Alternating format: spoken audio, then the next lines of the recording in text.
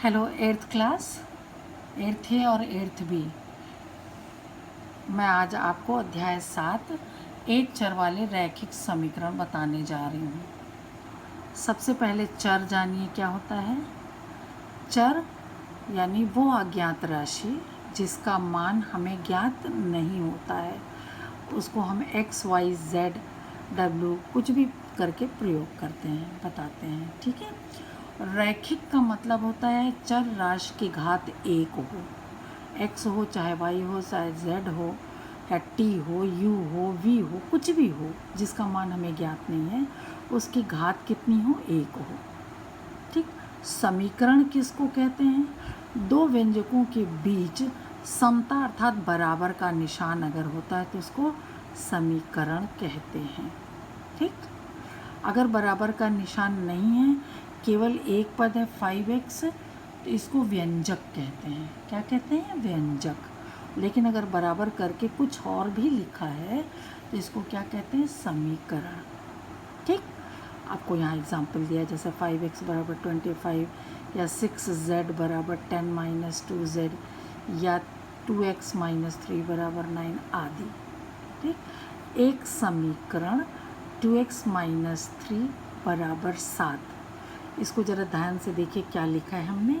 यहाँ बराबर है, ये समता का निशान है, समता माने बराबरी का निशान। ये 7 क्या है? अचर है, क्योंकि इसके साथ कुछ x y z नहीं ना। अचर माने इसका मान बदलता नहीं है। चर माने चलने वाला, अचर माने स्थिर रहने वाला। तो 7 का मान तो 7 ही रहेगा कि बदलेगा नहीं। ऐसे 3 भी क्या है? अचर है। x क्या है? चर है। यहाँ 2 भी अचर तो है, लेकिन चूंकि ये x के साथ गुणा है इसलिए इस अचर को अचर गुणांक कहते हैं। चर का गुणांक है और गुणांक कैसा है? अचर है, इसलिए अचर गुणांक कहते हैं। ठीक है ना। ये गुणांक नहीं है, 3 और 7 गुणांक नहीं, ये अचर पद हैं। लेकिन 2 चूंकि चर में गुणा है इसलिए इसको गुणांक कहते हैं। ठीक है बेटा। अब देखो, ये बाएं हाथ की तरफ है, ये दाहिने हाथ की तरफ है, तो 2x - 3 क्या है? बायां पक्ष है, और 7 इधर है, वो क्या है? दायां पक्ष है। तो हमसे पूछा जाता है प्रश्न में कि समीकरण को हल कीजिए। समीकरण को हल कीजिए। हल करने का क्या अर्थ है? कि चर राशि अर्थात अज्ञात राशि का मान निकालना। उदाहरण 1 देखिए। हल ज्ञात कीजिए। जैसे 2x - 3 बराबर 7 है। दोनों पक्षों में 3 जोड़ दीजिए। इधर भी 3 जोड़ दीजिए, इधर भी 3 जोड़ दीजिए। चलिए, हमने 3 जोड़ दिया, यहाँ भी 3, यहाँ भी 3। 3 क्यों जोड़ा? क्योंकि यहाँ -3 है ना, +3 करेंगे तो ये कट जाएगा, इसलिए 3 जोड़ा था। ठीक। या यूँ कह दें कि -3 को इधर ले आए तो इसका चिन्ह बदल के +3 हो जाएगा या ख़त्म हो जाएगा। लेकिन आप ऐसा भी कर सकते हैं कि दोनों तरफ 3 जोड़ दीजिए, तो ये वाला 3 क्या होगा? इससे कट जाएगा, 0 हो जाएगा। ये 7 - 3 = 10 हो गया, और 2x बराबर 10 हो जाएगा। और फिर दोनों और 2 से भाग दे दीजिए, तो यहाँ 2 से भाग दे के ये 2 कट जाएगा, x बराबर कितना आ जाएगा? 5। आंसर आ गया, है ना। तो पहले क्या करते हैं? पक्ष दोनों पक्षों में जो अचर राशि है, जिधर चर है, जिस तरफ चर है उधर की अचर का चिन्ह बदल कर, जैसे यहाँ प्लस होता तो माइनस कर देते, माइनस है तो हमने क्या कर दिया? प्लस कर दिया। दोनों ओर पहले उस अचर राशि को जोड़ या घटा देते हैं जिससे वो कट जाए। फिर इसके बाद हम मान निकालते हैं। ठीक है। अब चलो एक उदाहरण और देख लो। जैसे 2y + 9 = 4 है। ये +9 है ना, तो अगर यहाँ -9 हो जाए तो ये +9 - 9 कट जाएगा। तो दोनों पक्षों में 9 घटाने पर कहिए या -9 करने पर कहिए। तो 9 हमने घटा दिया, -9 - 9, तो प्लस और माइनस मिलके तो कट जाएगा। इधर 2y बचा, और 9 में से 4 में से -9 जाएगा तो -5 बचेगा। देखो, एक चिन्ह धन एक ऋण है तो घटता है, हम बार बार सवालों में बताते हैं। और घटने पर जो बड़े वाले का चिन्ह वही चिन्ह लगता है। चरण 2 में क्या होगा, 2 से दोनों, y का गुणांक 2 है ना, तो 2 से दोनों ओर भाग दे देंगे, 2 से भाग देंगे तो यहाँ का 2 कट जाएगा, यहाँ -5/2 आंसर आ जाएगा। समझ में आ रहा है ना, बहुत आसान है। अभी और शॉर्ट करते चलेंगे, अभी तो थोड़ा लेंदी प्रोसेस ले रहे हैं, ठीक है। अभी देखिए इधर x/2 + 5/2 बराबर -3/2। यहाँ देखो +5/2 है ना, तो -5/2 यहाँ भी कर देंगे, -5/2 यहाँ भी, घटाने पर कहो चाहे -5/2 करने पर, ठीक। तो ये कट जाएगा, और ये कितना, चूँकि हर बराबर है तो अंश डायरेक्ट जुड़ जाएगा इसलिए कि ये भी माइनस है, ये भी माइनस है, तो -3 -5 मिलके -8 हो जाएगा। जो दोनों चिन्ह समान हो तो जुड़ जाता है, और जो दोनों का चिन्ह है वही लगता है जुड़ने के बाद, ठीक है। -8/2, और ये कितना, x/2। अब दोनों और 2 से गुणा कर देंगे, तो यहाँ भी 2 से गुणा, यहाँ भी 2, ये 2 कट जाएगा, यहाँ ये 2 कट जाएगा, तो x बराबर कितना आ जाएगा, -8, ठीक। एक क्वेश्चन और देखिए, चलिए हल कीजिए। 15/4 -7x बराबर 9, और दोनों में -15/4 कर दें, -15/4 यहाँ भी, -15/4 यहाँ भी, तो -15/4 -7x, ये तो देखो सॉरी 15/4 तो यहाँ था ही, वो हमने लिखा, फिर -7x था वो किया, फिर -15/4 घटाने पर लिखा है ना, घटा दिया, यहाँ भी यहाँ भी, तो इधर वाला तो ये कट गया, बचा कितना, -7x। यहाँ देखो 4 9 36, 36 में से -15 घटाएंगे तो कितना आ जाएगा, 21, है ना, 21/4, यहाँ देखो घटा कर दिखाया गया है ना, तो -7 से भाग दे देंगे, -7 से भाग भी दे देंगे, तो यहाँ तो x बचेगा, और यहाँ -7 से भाग देंगे तो 7 तरीके 21, ये माइनस रहेगा, तो -3/4 ये आंसर आ गया। समझ में आ रहा है ना, बहुत आसान है, कोई बहुत कठिन थोड़ी है। अब देखो 7.1 ए एक्सरसाइज है ये आपका, निम्न समीकरण को हल कीजिए, बहुत आसान है। दोनों ओर 2 जोड़ दिया, यहाँ भी +2 कर दिया, यहाँ भी +2, ये कट गया, और 7 दोनों हो गया, आंसर हो गया, क्लियर। y + 3 बराबर 10, दोनों ओर -3 कर दिया, यहाँ भी -3, यहाँ भी -3, तो ये तो कट्टू हो गया, और ये 10 में से 3 घट गया, तो कितना आया, 7, ये आंसर आ गया। समझ में आ रहा है ना। जिस तरफ चर राशि है उसी तरफ के अचर राशि को चिन्ह बदलकर दोनों ओर जोड़ा जाता है। देखो लिखा है, जिस तरफ चर राशि मतलब XYZ जो भी है, जिस तरफ है उसी तरफ की जो अचर राशि है, उसी तरफ की जो अचर राशि है उसी का चिन्ह बदलकर हमको, जैसे -2 है तो +2 किया गया, यहाँ +3 था तो -3 कर दिया, दोनों ओर, ठीक है। ज़रा देखो इधर 6 बराबर Z+2 है ना, अचर राशि देखो दाहिनी तरफ है, तो इसमें क्या है, +2 है, तो दोनों ओर -2 कर दिया, दोनों ओर क्या कर दिया, -2, तो 6 था तो -2 बराबर Z+2 था तो -2, ये देखो ये कट गया, यहाँ बचेगा Z, और 6 में से 2 गया 4। एक एक लाइन का क्वेश्चन है कि नहीं, आसान है।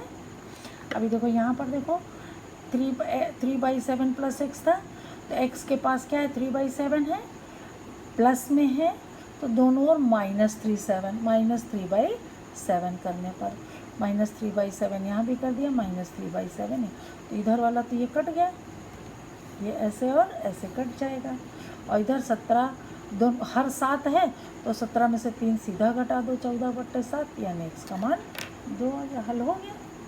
समझ में आ रहा है ना, बहुत आसान है, छोटा छोटा क्वेश्चन है, और लेकिन बहुत इम्पोर्टेंट है।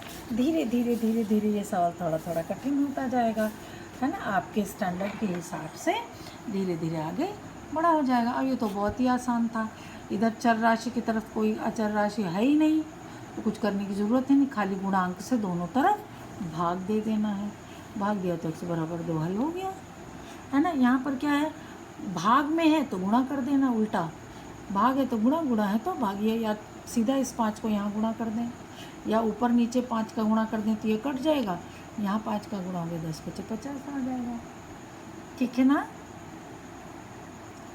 इधर देखो 2x/3 बराबर 18, देखो इस 3 को हर में है ना, इधर आएगा तो अंश में चला जाएगा, ये 2 अंश में है, इधर आएगा तो हर में हो जाएगा। या यूँ कहो इसके उल्टे से 2/3 का उलट 3/2, यहाँ भी गुणा कर दें, यहाँ भी गुणा कर दें, तो ये देखो 3 3 कट गया, 2 2 कट गया यहाँ, और यहाँ 3/2, 2 9 18, 9 3 27 आंसर।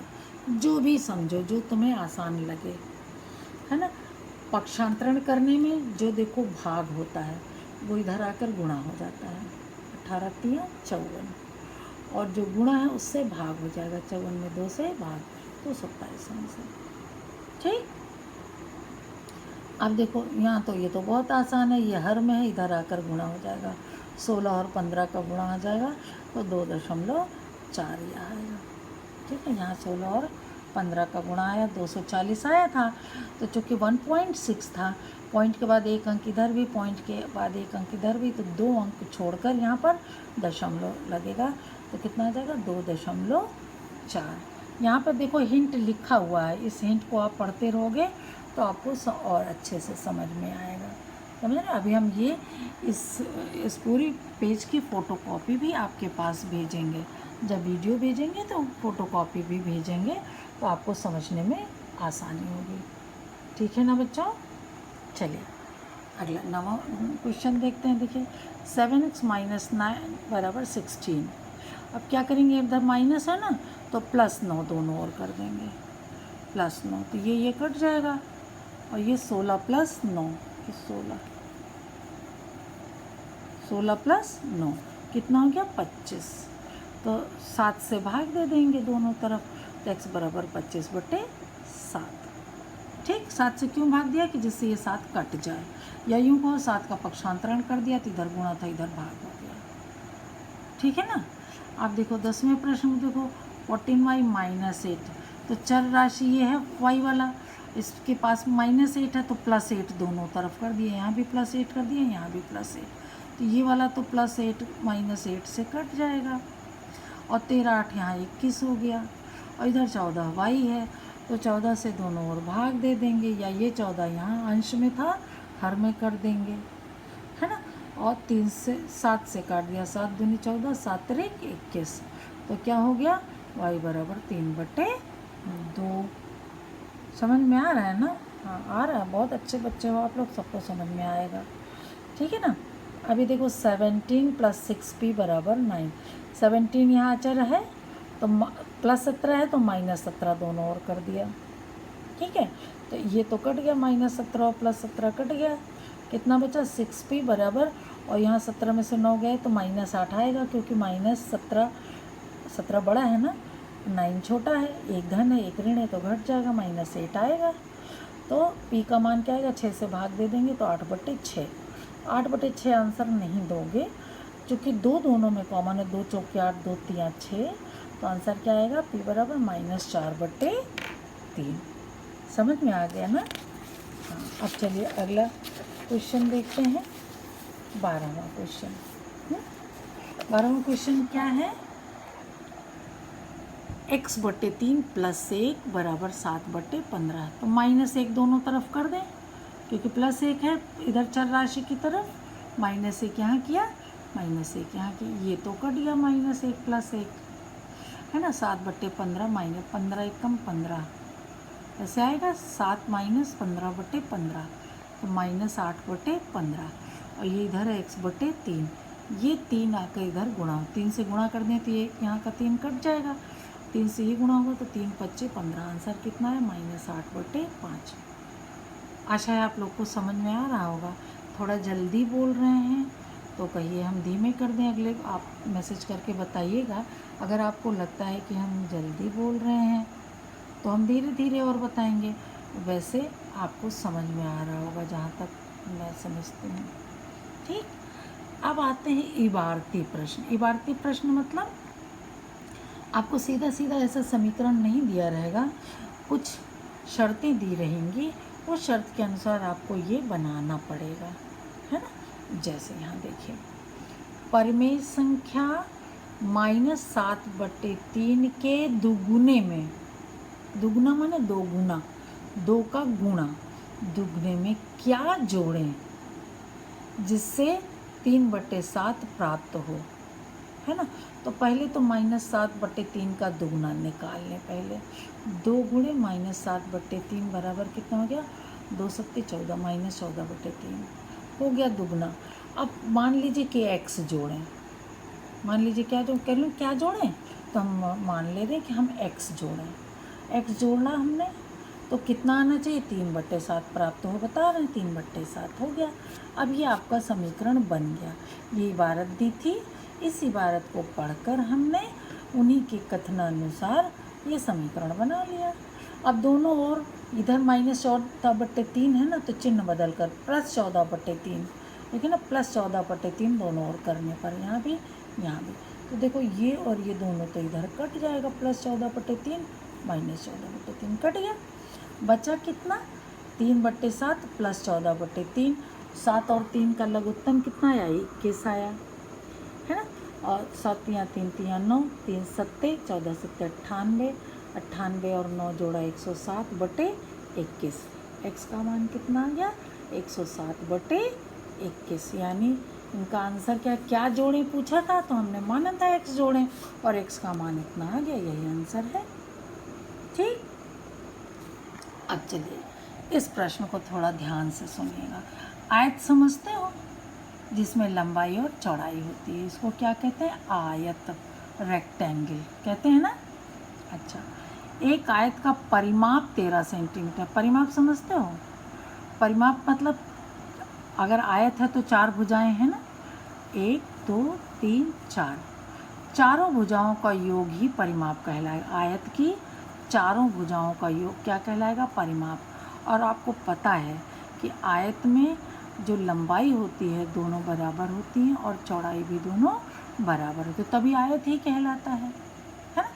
तो 2 बार लंबाई और 2 बार चौड़ाई, वही परिमाप होगा। परिमाप बराबर दुगना लंबाई और दुगना चौड़ाई। तो हमने लंबाई x मान लिया, क्या मान लिया, x।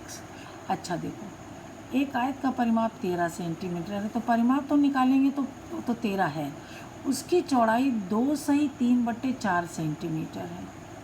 चौड़ाई कितनी है, 2 सही 3/4, लंबाई हमने x मान लिया, तो 2 लंबाई यानी 2x और 2 गुणे चौड़ाई, चौड़ाई कितनी है, 2 सही 3/4, 4 दूनी 8 और 3 11/4, चौड़ाई कितनी होगी, 11/4 बराबर कितना, दुगना लंबाई दुगना चौड़ाई बराबर 13। परिमाप यही था ना, दुगना लंबाई दुगना चौड़ाई बराबर परिमाप, और परिमाप 13 दिया हुआ है। बन गया ये समीकरण, है ना। ये 2 से काट दिया, 2 दूनी 4, तो कितना हो गया, 11/2। अब 2x के पास 11/2 लिखा है ना, +11/2, तो दोनों ओर -11/2 कर दे, तो ये तो कट जाएगा। और कितना आया, 13 माइनस इधर 11/2, 13 दूनी 26 माइनस 11 में 15/2, तो x बराबर कितना हो जाएगा, 15 ये 2 इधर आ जाएगा, 15/4। ये क्या है, लंबाई 15/4 सेंटीमीटर। पूछा था ना लंबाई कितनी होगी, उसकी लंबाई, तो कितना निकला x का मान, 15/4, क्योंकि हमने लंबाई x माना था। ठीक, और 15/4 को 4 तियाँ 12, अगर 15 में 4 से भाग दें, 4 तियाँ 12, शेष कितना बचेगा, 3, तो 3 सही 3/4। क्यों ऐसा लिखा है, क्योंकि चौड़ाई भी सही बटे में दिया था, इसलिए हमने लंबाई को भी उसी रूप में निकाला है। क्लियर है। अब उदाहरण 7 देखिए, बहुत इम्पोर्टेंट है, आयु वाला प्रश्न है। साहिल की माँ की वर्तमान आयु साहिल की आयु की 3 गुनी है। 5 वर्ष बाद उन दोनों की आयु का योग 66 वर्ष हो जाएगा। उनकी वर्तमान आयु ज्ञात कीजिए। प्रश्न चाहे जितना बड़ा लंबा चौड़ा दिख रहा हो, लेकिन आप एक एक स्टेप कीजिए। देखिए, वर्तमान आयु पूछा है ना, तो हमने वर्तमान आयु मान लिया। कैसे, साहिल की वर्तमान आयु हमने x मान लिया, तो चूँकि क्या साहिल की माँ की आयु, माँ की वर्तमान आयु साहिल की आयु की 3 गुनी है। अगर साहिल की आयु x है तो माँ की आयु कितनी, 3x है। 3 गुनी मतलब 3 का गुना। 5 वर्ष बाद दोनों की आयु कितनी हो जाएगी, दोनों में 5 5 जोड़ दो, यहाँ भी 5 जोड़ दो, यहाँ भी 5 जोड़ दो। तो ये कह रहे 5 वर्ष बाद उन दोनों की आयु का योग 66 हो जाएगा। 5 वर्ष बाद साहिल की आयु ये है, 5 वर्ष बाद उसकी माँ की आयु ये है, और दोनों को हमने जोड़ दिया तो कितना आ गया 66। अब देखो 3x और x जोड़ देंगे 4x हो जाएगा, और 5 और 5 ये जोड़ देंगे 10 हो जाएगा।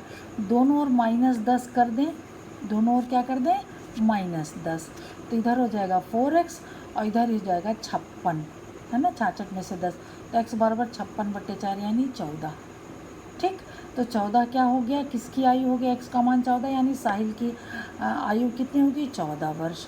तो माँ की कितनी होगी 14 × 42, क्योंकि 3 गुनी है ना। तो साहिल की आयु x आ गई, तो उसकी माँ की आयु कितनी आ जाएगी 14 × 42 वर्ष।